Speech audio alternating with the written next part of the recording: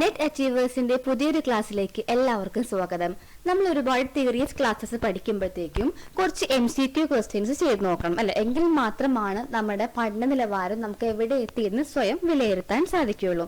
പിന്നെ നമ്മളൊരു 10 MCQ questions ആണ് സോൾവ് ചെയ്യാൻ പോകുന്നത്. നിങ്ങൾ ചെയ്ത് നോക്കുക. ഞാൻ ഓരോ ക്വസ്റ്റ്യൻസ് പറയുമ്പോഴും നിങ്ങൾക്ക് ഉത്തരത്തിലേക്ക് എത്താൻ സാധിക്കുന്നുണ്ടോ, 10ൽ എത്ര എണ്ണം ശരിയായെന്ന് നിങ്ങൾ പറയണം.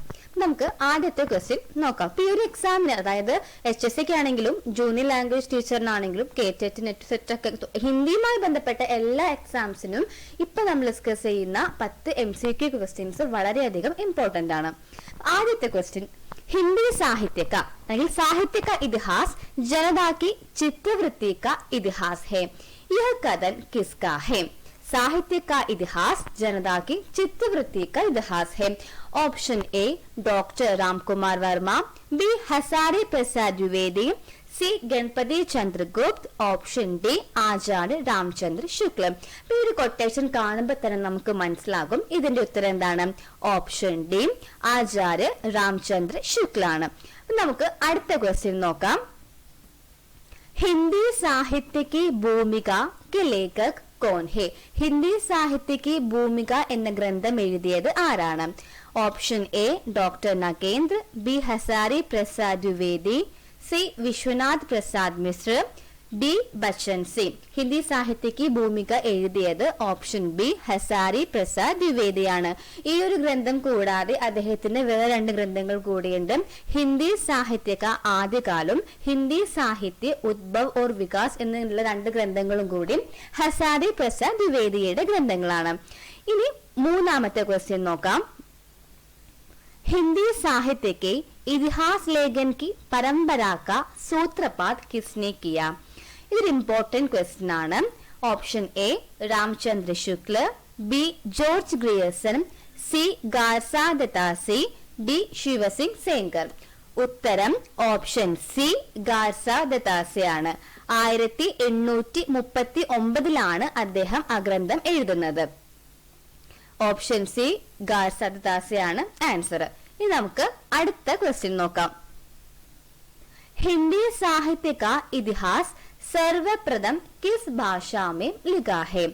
Option A Angrezi, B Hindi, C Urdu, D French.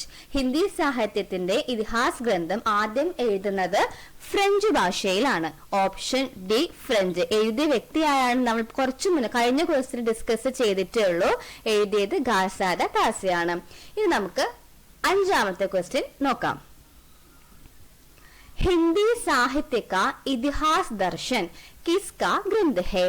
Option A Ram Kumar Varma, B doctor Nalin Vilochan Sharma, C Namvar Singh and D Shukla. Hindi साहित्य का इतिहास दर्शन എഴുതുന്നത് ഡോക്ടർ നളിൻ വിലോചൻ ശർമ്മയാണ്. ഉത്തരം ഓപ്ഷൻ ബി നളിൻ വിലോചൻ ശർമ്മ. ഇനി നമുക്ക് 6ാമത്തെ ക്വസ്റ്റ്യൻ നോക്കാം.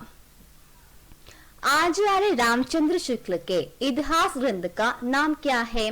ഇതെല്ലാവർക്കും അറിയുന്ന ഈസി ആയിട്ടുള്ള ക്വസ്റ്റ്യൻ ആണ്. ഓപ്ഷൻ എ ഹിന്ദി സാഹിത്യ का इतिहास, बी हिंदी साहित्य का अतीत, सी रस मीमांसा, ഡി ഹിന്ദി സാഹിത്യ का വൈജ്ഞാനിക ഇതിഹാസ്. പിന്നെ ഉത്തരം ഏതാണ്? രാമചന്ദ്ര ശുക്ലിന്റെ ഇതിഹാസ് ഗ്രന്ഥത്തിന്റെ പേര് എന്താണ്? ഓപ്ഷൻ എ ഹിന്ദി സാഹിത്യ का Itihas.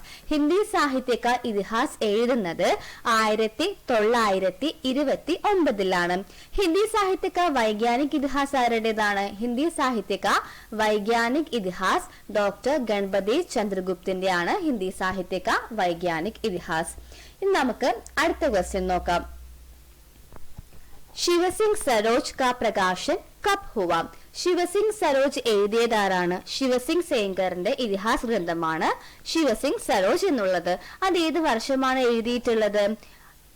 A 1862, B 1870, C 1883, D 1888.